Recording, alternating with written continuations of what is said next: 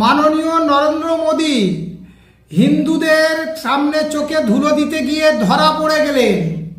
তিনি ছট পুজোর সময় দিল্লিতে যমুনা নদীর প্যারালাল একটি জলাশয় তৈরি করে সেখানে স্নান করার জন্য, নাটক করার জন্য, ভিডিও করার জন্য তিনি তৈরি করলেন।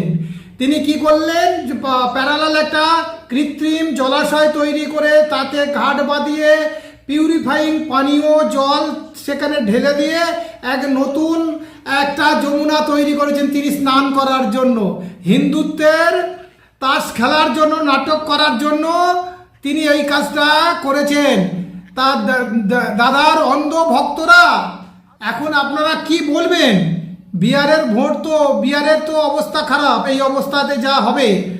আর মমতা ব্যানার্জি ফুল ছুঁড়ে মেরেছে, এটাই তো হাজার হাজার জায়গায় ছোড়া হয়ে শেয়ার হয়ে গিয়েছে। তার নরেন্দ্র মোদীর এই কৃত্রিম যমুনা তৈরি করে ওই ভণ্ড হিন্দু সাজার যে ভিডিওটা আপনারা একটু দয়া করে শেয়ার করুন, এইটুকু আপনাদের কাছে অনুরোধ। যদি সনাতন ধর্মকে সামান্যতম ভালোবেসে থাকেন তাহলে অন্তত এই যমুনা নদীকে অপমান করার যে ভিডিও বা এই ঘটনাটা আপনারা একটু ভিডিওটা প্রচার করুন, শেয়ার করুন, সবাইকে জানান যে আপনাদের 56 ইঞ্চি ছাতির একজন হিন্দুত্ববাদী নেতা তিনি কি করলেন, তিনি হিন্দু সমাজের জন্য কত টুপি পরাচ্ছেন, একটু ভিডিওটা দয়া করে একটু শেয়ার করুন।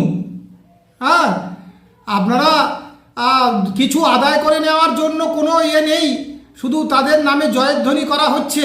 কি কারণে করছেন তারও চিন্তা ভাবনা করা দরকার। আপনারা এটা ভালো করে একটু সাধারণ বুদ্ধিজীবী মানুষ যারা, হিন্দুত্ববাদী মানুষ যারা, সনাতন ধর্ম রক্ষার জন্য সঠিক যারা চিন্তা করে, তাদেরকে অনুরোধ করছি আপনারা এই রকম ধরনের এদের ভণ্ডামিটা খুব ঠান্ডা মাথায় চিন্তা করে দেখুন।